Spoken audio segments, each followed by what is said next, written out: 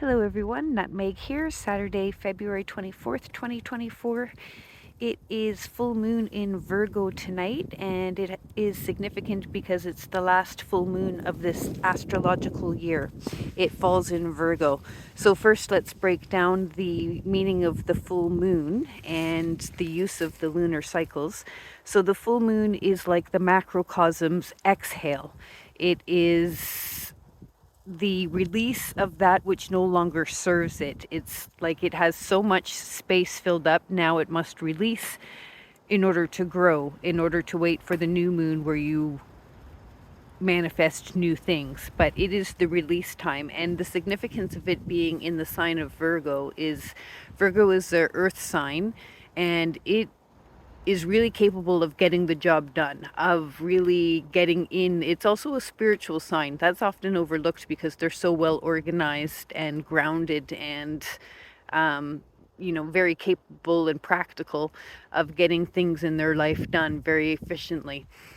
It's significant that it's the 6 month, the opposite of the sign Pisces, which we're in the sun season of.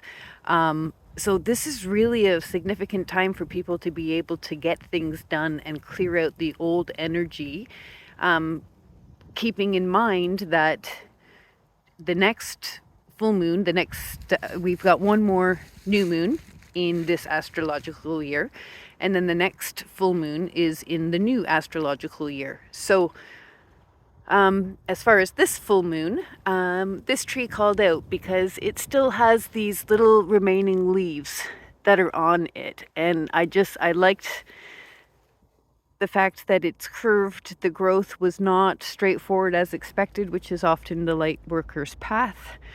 We're coming up to the divergence between astrological years, so you can see the way it splits off.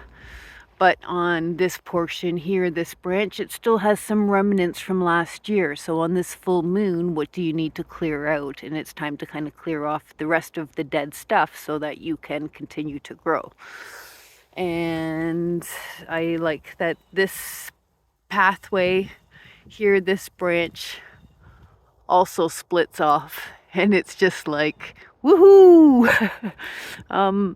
Again, it's a universal year, 2024. It's all about manifestation and co-creating with the universe. The next new moon is in Pisces. Now, we're in sun season of Pisces. I'm a Pisces myself, so let's talk a little bit about Pisces.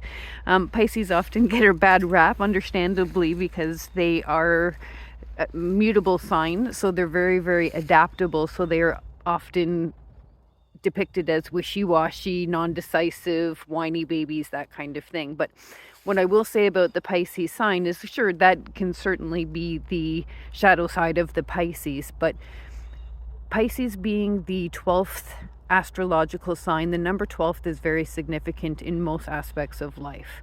It is the 1 and 2, the conscious and unconscious, the masculine and feminine coming together to create.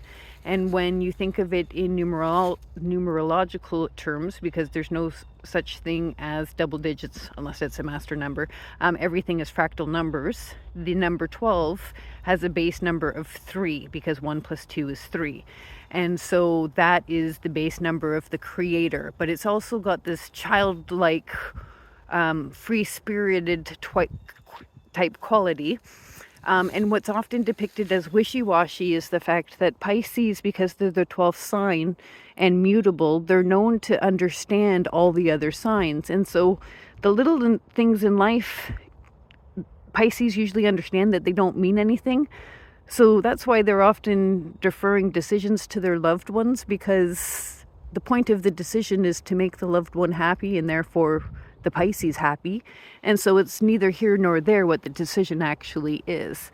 They're also very psychic, intuitive, ruled by Neptune, the water planet, very dreamy, and so they're very capable of manifesting.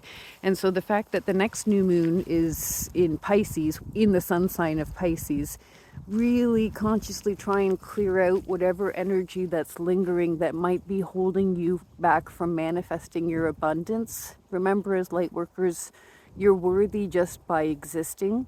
And again, we need your voice. Everyone is kind of waking up, and it can feel very turbulent right now. And we even think of being Pisces, Virgo, and the opposite signs, and the number 12 that's opposite numbers.